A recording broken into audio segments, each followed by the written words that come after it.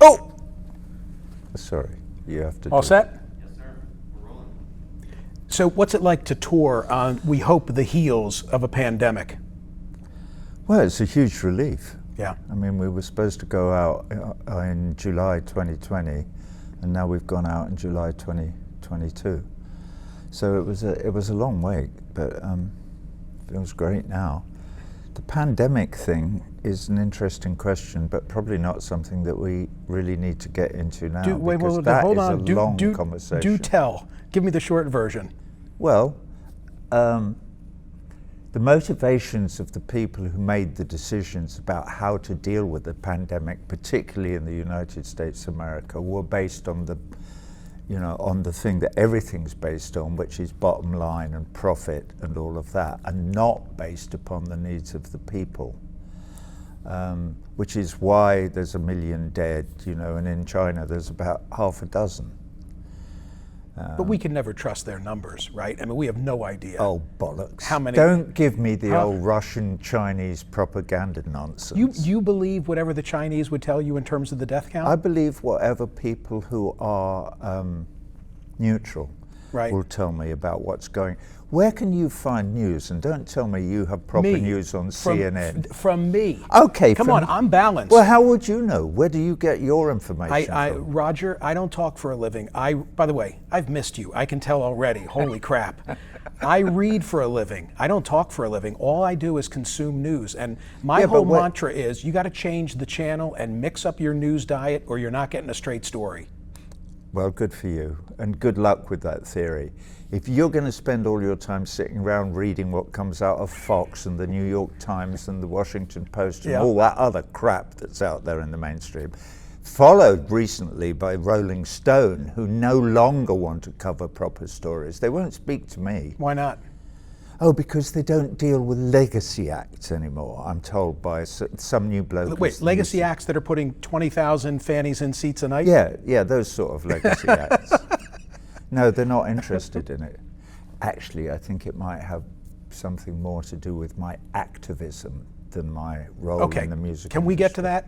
Of course, why All right. not? So here's the quote, as I understand, that begins the show.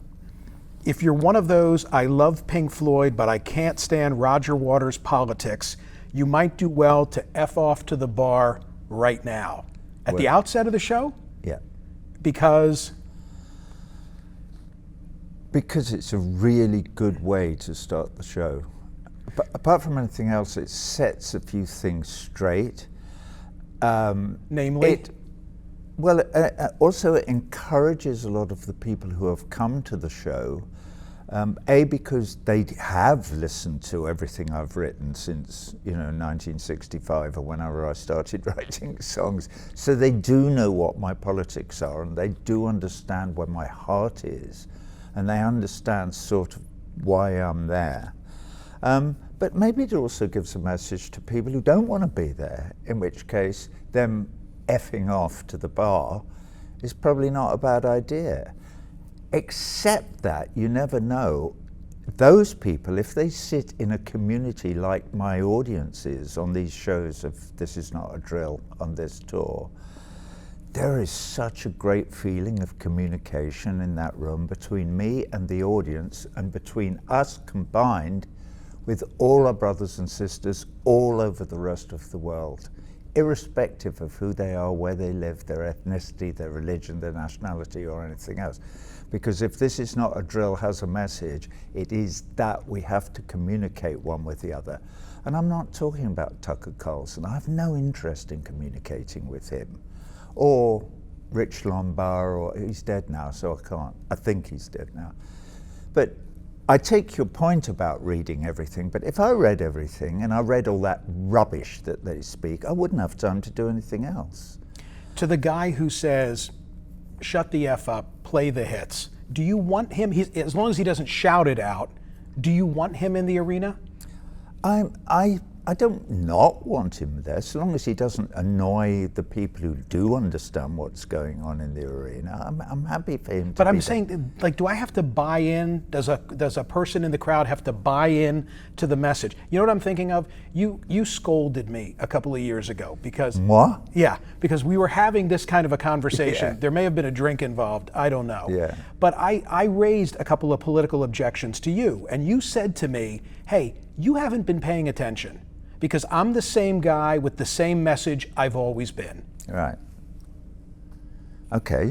Well, and you didn't have a problem with that, did you? Well, I've always loved the music. Right. Some of the messages I can buy into, and some I can't. Is this the freedom that comes with being? I've only got one message. Two strangers passing in the street, by chance two passing glances meet, and I am you, and what I see is me. That is my message. And that was on Medal, which was in 1970.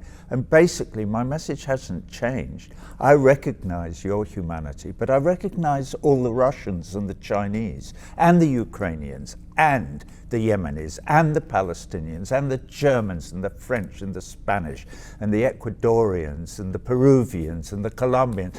Well done, by the way, Colombia. You've finally got a president who isn't in the pocket of United States of America businessmen, and maybe your people will start getting a fair shake. I love that. I think it's great. The inauguration, by the way, is on the 7th, which is in 2 days' time. I thought the message was with, without, and who'll deny that's what the fighting's all about. Well, that is part of the message, yeah, and thank you for remembering that lyric. And I still emphasize it in the middle of the song Us and Them. I would stop playing the bass at that point and gesticulate it, because it's something that I think we need to, I want to spread that message. That is what the fighting is all about. You know. Is this the freedom that comes from being untethered to a band? You don't have to worry about the three others and whether they're going to buy into this and you're going to offend them. Roger can be Roger. Of course, that's why I left in 1985. That's why I should have really have. I'm glad I didn't, because we did some fantastic work together after 1973 when we made Dark Side of the Moon. We made Wish You Were Here, Animals, The Wall, and The Final Cut. Right. Well, Final Cut, not so much, but those three albums, however difficult it may have been, and however much we had diverged, and however much our motivation for staying under the Pink Floyd umbrella was to do with being frightened of not being under that umbrella. I don't know, but it is true that together, the four of us made some great records during that time. How do you feel about audiences today? Of course, you know, you referenced The Wall. I remember the story of Montreal, how the genesis all began. It ended with some great music, but it began with a pretty twisted incident. Well, it's that story is only about my desire to tell the truth, my truth, the truth about who I am, how I feel things need to be changed, why I quote Aldous Huxley, you know, and George Orwell in this show that I'm doing now, because their warnings in their great novels, Brave New World and 1984 and Animal Farm, warnings about the dystopian future were very real when they made them, 1929, 1948. Not to forget your ex-president, Dwight D. Eisenhower, who in his farewell address from the White House in 1960... Military-industrial complex? Yeah, you're ahead of me, obviously, because you read a bit. That's exactly right, and you criticize me because I read too much, according to you. Are you an equal opportunity offender? You're trying to have a fight. Huh? No. I just enjoy the discourse with you. Yeah, well, good, so do I, okay. Michael. Are you an equal opportunity offender on this tour? Here's why I ask. I remember the last tour, of course I came and watched, very much, you know, about Trump. And in the current show, you've got a montage of war criminals, according to you, and a picture apparently of President Biden on the screen, and it says, "Just getting started." What's that all about? President Joe Biden? Yeah. Well, he's fueling the fire in the Ukraine for a start. That is a huge crime. Why won't the United States of America encourage Zelensky, or whatever his name is, the president, to negotiate and to explain why, when he stood on the platform of ratifying the Minsk agreements, which he did when he was elected by 73% of the Ukrainian population that was left able to vote. After that, somebody either whispered in his ear or he completely changed his mind about making peace in the Donbass and about solidifying the Minsk agreements and making peace with their Russian neighbors and obviating the need for this horrific, horrendous war that's killing. You're blaming. We don't know how many Ukrainians. But you're blaming the party Russians that got invaded. Come on, you've got it reversed. That's you know, any war. When did it start? What you need to do is look at the history, and you can say, well, it started on this day. You could say it started in 2008. Okay, this war is basically about the action and reaction of NATO pushing right up to the Russian border, which they promised they wouldn't do when Gorbachev negotiated the withdrawal of the USSR from the whole of Eastern Europe. He said, we will do this on one condition, that you don't come 1 inch closer to the Russian border than the eastern borders of Germany. And you lot, if I may include you in it as an American, agreed to that and said, sure. And you've Are you okay? Yeah, so we're just getting a little bit of make a little adjustment with your microphone. Yeah, we just have to take the fuzzy off the microphone. It's all good. We just started happening that for a minute. Okay. Everything up until now is cool? Yeah, good. Okay. It sounds good there, it's just a little teeny. Okay. Yeah, you're good to go. Thank you. apart from the rhetoric. Resume your rant, would you? Roger, Well, honestly, I have to just I don't tell want to rant about No, anything. okay, but we come could on. have a quiet, gentle discussion about all this, and I would call upon lots of great Americans forward. Mearsheimer, John Mearsheimer, for instance. I don't know how much of his stuff you've read and watched. Of course I read Walt and Mearsheimer. I read the book.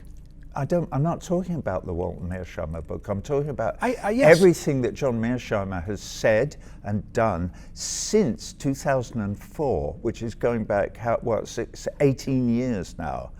And he's been talking about the horrific danger of not standing by the American word in 1980. I watched the famous Posner lecture at Yale, an hour address and an hour of Q&A that lays out this whole argument, okay? But still... Then I don't have to tell you all this stuff, you know it already. No, I do, but in the end... Why doesn't the USA sue for peace now? Don't they care about Ukrainians? But why are they prolonging this war? why It could be ended tomorrow. If Joe Biden stood up on his hind legs and said, let's put a stop to this, it would end tomorrow. I don't know. No Would it end with Putin taking the Donbass and everything he wants in eastern Ukraine? You have to criticize Putin. Before we move on, what about the people who live in the Donbass? I have relatives. I have relatives in the Donbass. Listen, after the illegal USA-inspired coup in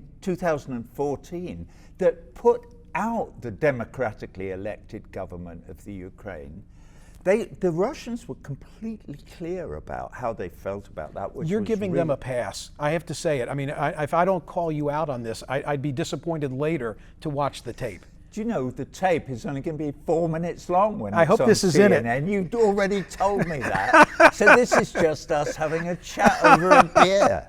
This doesn't affect anything. Where's the clickbait? Come on, that's what we're talking about. So I'm sorry, I shouldn't have said that, because I know you're a serious journalist, because I've spoken to you before. Yeah. And you helped me out with the story in Miami when somebody in the Israeli lobby community in Miami wouldn't let a bunch of school children sing their hearts out on stage with me when I was doing I remember that night. Yeah, so do I. I remember that night. So thank you for that. Let me ask about the show. Very important. Yeah, let's talk about the show. You got a lot of choices. How do you approach it? How do you decide what are you going to play? Well, it's always a bit of a balancing act, because I'm realist enough to know that a lot of the people who are going to, and people don't have money to buy tickets for rock shows now. I mean, the economy, in not just in this country, $5,000 for Springsteen seats? Well, I don't know about that, and I don't, but obviously the whole scalping business Bruce doesn't charge $5,000 for tickets, does he? That's what some people, a handful, paid, and it was due, they say, to surge pricing, and it was the market determining that. Oh, neoliberal capitalism, what a surprise. The vast majority of people were not paying that. You've shocked me now. Tell me how you decide. What are you going to do? I know what our cheapest seat is in the nosebleeds. It's $35. I've no idea what seats down the front are, but I think $1.75 because I bought mine. oh, did you? Yeah. Well, I hope you didn't buy them down the front because it's a hell of a long way up to Right. look, you know. But the show is worth every penny. This show is really, it's really, really, really good. Tell me why. Well, one of the reasons is, I wanted to answer your question about how you decide. Yeah, well, please. Well, there are a lot of people who, and that's why in the show, for instance, there's two reasons why the whole of the second half of Dark Side of the Moon is running consecutively. So it runs from Money to the end of Eclipse. And for the first time I've put Any Colour You Like in there. Sort of because it's this really interesting chunk of musical history, you know, that second side of that album. But also we do almost the whole of the second side of Wish You Were Here too. So there's two big chunks, and the rest of it is solo work of mine. And Sheep. Yeah, Sheep, sorry, yeah, you're right. Sheep ends the first half, yeah. Sheep is my, you know, you'll see when you go to the show that I talk about Sheep in the same, I say that this is my homage to George Orwell and to Aldous Huxley, as I said before earlier in this conversation, and it is. And I actually, I'm sort of, not casual enough, but or brave enough, but sort of like I am with you, open, very, right. very open enough to say that as when Huxley wrote Brave New World in 1929 and Orwell wrote 1984 and 1948, as we know, and Eisenhower was 61. Well, I wrote Sheep in 1977, and I was right to warn us about the coming dystopia when I wrote Sheep, in the same way that those great authors were right to try and warn us in their work about what can happen if we, the people, let go of the reins and let it fall into the hands of, as Eisenhower said, he's at the Pentagon, or unfettered capitalism, because the end result is the same. It's the same thing. All the power drifts into where the money is, and that's where the power resides in this country right now. Happily, there are countries in the world where all the power doesn't reside, but we, the people, have to stick together to try and make sure that we encourage the possibility of the people having some power. I'm reminded that for you to go on tour is not just to play the music. Like, this is an opportunity to take a soapbox from city to city to city. And for you, I think that's part of the motivation. That's what keeps you doing it. Fair? Do you know why I do it? Tell me. My mother, when I was 13 years old, and stop me if I've told you this story before, I was struggling with something or other, as 13-year-olds do. Maybe it was mortality, but anyway, it probably wasn't. And what my mother said to me was, she said, you're going to have to struggle with stuff all through your life. Difficult questions will come up. When they do, here's my advice. I want you to read everything you can about whatever it is that blah, blah, blah, that you're thinking about, da, da, da, da. All the research. If you can, look at it from all perspectives. Your advice to me about half an hour ago. Yep. Right, look at it. When you've done that, Roger, she said, you will have done all the heavy lifting.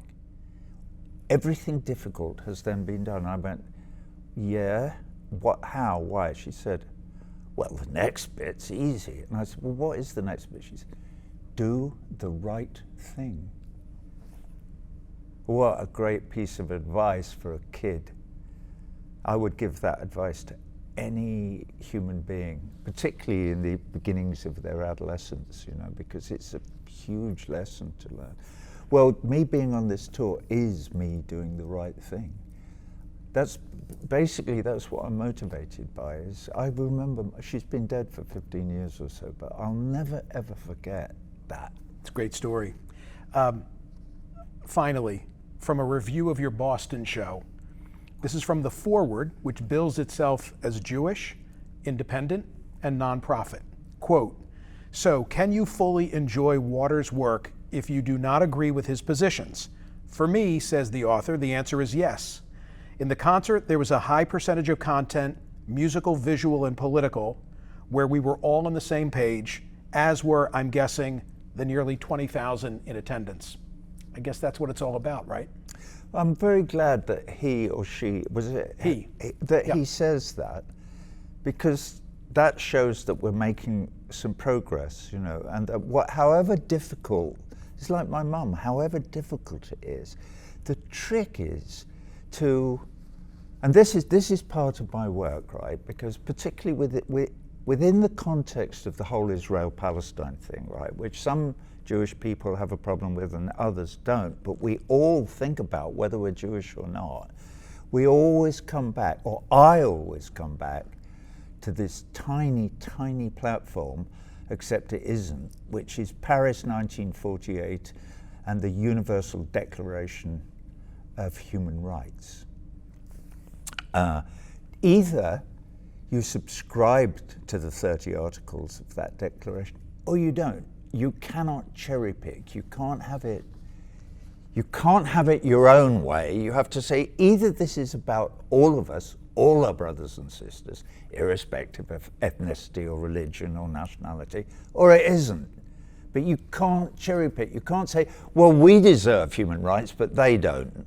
That is called being supremacist. And there's religious supremacy and you know, skin color-based supremacy and political supremacy and this and that. Well, so that's a very important document, partly, as we know, written by Eleanor Roosevelt, I believe, had a huge amount to do with the wording of that declaration from 1948.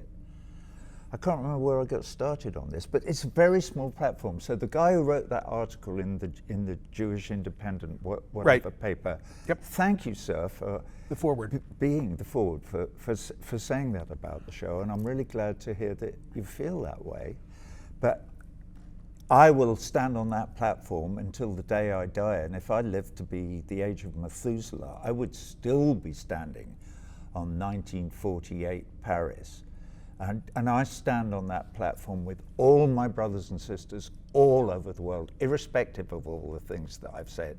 And there are billions of them in the South, in the poor world, in the third world, who have been trampled on for the last 500 years, since we Europeans started spreading over the world and trying to steal everything from them, which is what we've been doing, including here in the United States, I believe. This is not taught in your schools, obviously. When you say this, then I have to say, what about our role as liberators? You of all people, you have no role as liberators. World War II. World War II. You got into World War II because Come on. Pearl Harbor. Pearl Harbor. You were completely isolationist until that sad, that devastating, I would argue awful we were day always going to get in, and that pushed us in. But thank God the United States got in, right? You lost your father in World War II. Thank God the United States. But thank God the Russians had already won the bloody war almost by then. Don't forget that 23 million Russians died protecting you and me from the Nazi menace. Hey, and you would think the Russians would have learned their lesson from war and wouldn't have invaded Ukraine. Well, you Fair? with all your reading, I would suggest to you, Michael, that you go away and read a bit more and then try and figure out what the United States would do if the Chinese were putting nuclear-armed missiles into Mexico and Canada. The Chinese are too busy encircling Taiwan as we speak. Okay? They're not encircling Taiwan. Taiwan is part of China. And that's been absolutely accepted by the whole of the international community since 1948. And if you don't know that, you're not reading enough. Go and read about it. Okay. Did we solve anything here today? Yeah, we did. Well, I mean, no, we didn't. I mean, Because you're believing your propaganda, your side's propaganda. You're defining it as Taiwan, propaganda. you can't have a conversation about human rights, and you can't have a conversation about Taiwan without actually doing the reading. Roger, if you're having a conversation about human rights, at the top of the list of offenders are the Chinese. Why is it always the Western world? At the top of your list. Why is it the always Chinese the Western didn't world? invade Iraq and kill 1 million people in 2003. In fact, as far as I can recall, hang on a minute, who have the Chinese invaded and murdered, slaughtered? Their own. Bollocks. Okay. That's absolute nonsense. Complete nonsense. You should go away and read, but read some proper Hey, my literature. problem is I spend too much time reading your liner notes, okay?